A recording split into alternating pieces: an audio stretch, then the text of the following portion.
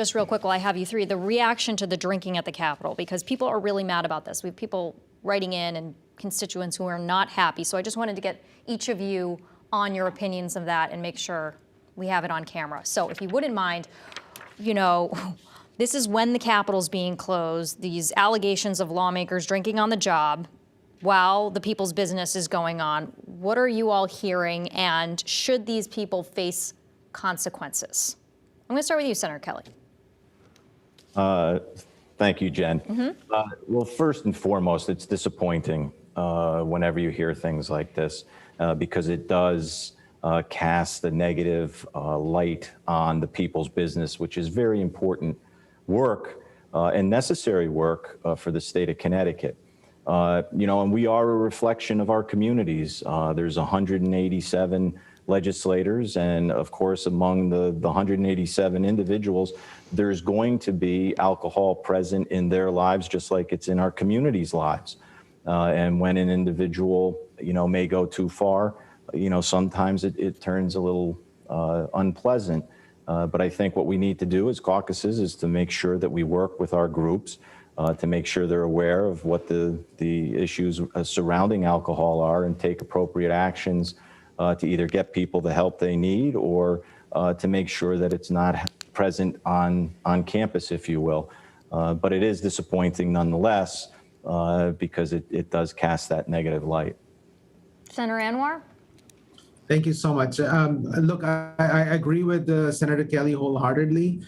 This is very dense work that we are doing and very complex work that we are doing. So we need full 100% attention to be able to do the work that we are doing, because these are very complex bills that we are all looking at. So, and we are on the job, and anyone not respecting the value of the job and taking substances or alcohol while on the job, it's not healthy and it's not safe, and that could make them make bad decisions. So absolutely agree with my colleagues. Shouldn't be done. There you go. You heard from a doctor. Oh, we got the light. There you go. Representative McGee. Yeah, no, great question, Jen, and I agree with both my colleagues, Kevin and Saud, on this matter. We come here to do a job. This is our job. For me personally, I don't have time to do any of that, but to really focus on some of these very controversial and important issues through policy that we just recently talked about. So it's unfortunate that this has cast sort of a dark cloud over the state capitol, but I do know that 90% of us are hard at work, and I hope that the rest of our colleagues will do the same. But our leadership, it's in the paper, you know, have had conversations with us, and I think admonish was a strong word, but he was very strong in his commentary to the committee, the caucus, and that we come here to do a work. We have a job to do. And if you do choose to have a libation, please do not have it here, you know, and get to work. So I'm making a little light of it, but it's a very important issue. And I want to underscore what Kevin said. You know, if folks are in need of substance abuse assistance or help, it's here. But again, we're here to do a job. Okay. That's all I needed on camera. But if you guys wanted to talk amongst what you were saying before on the bill, you are welcome to right now. There's so much to talk about. We would need a day, you know. But I would say this, and I said it earlier, or rather the other day in my comments. It was a great day for Connecticut. I don't recall the last time we had a lengthy discussion on race explicitly, and really lifted up Indigenous, Black, Brown, Asian, the plight of those people, and the importance of this piece of legislation and how it could help the overall state of Connecticut move forward.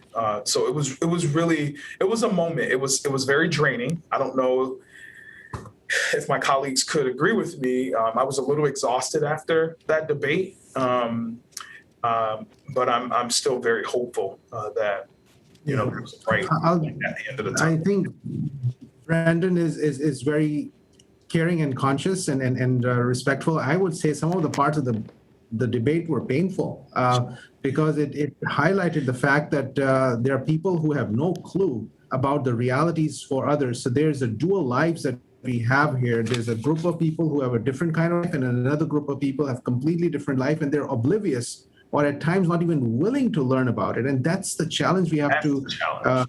have.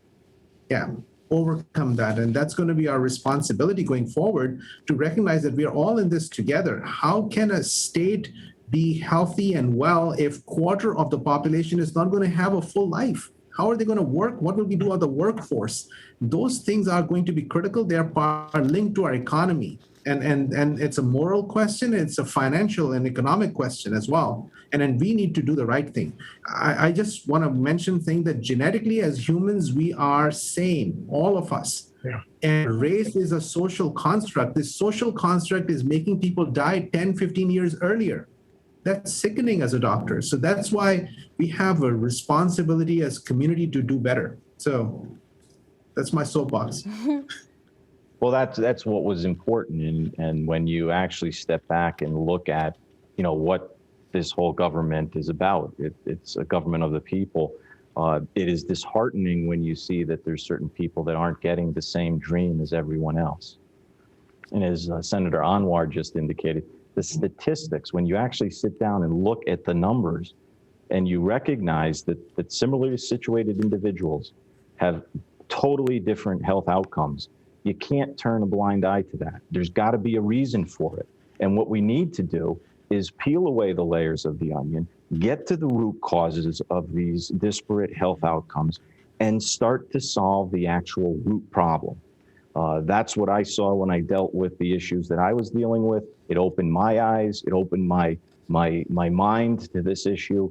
And from that day forward, I've been like, we've got to solve this. And that's why this bill was fantastic to come forward. It sets the benchmarks, as Senator McGee indicated, that now we have an actual footprint and a blueprint as to move forward, and it can be tracked and evaluated to make sure that we're always on the road to success and progress, and that we're not going to get sidetracked. Really Good stuff. interesting. Yeah. Well, you got to have us back so we can talk more about I it. would love to do that. I'm going to add that little, the extra that what you guys all just said as a web piece, just so people can kind of flesh out the conversation, because I was really interested listening to it too. So I would love to have the three of you back on, and I appreciate you all coming for the conversation here. Thanks again, Jen. Take care, Saud and Kevin. All right. Take care. Thank you. Have a good one, everyone.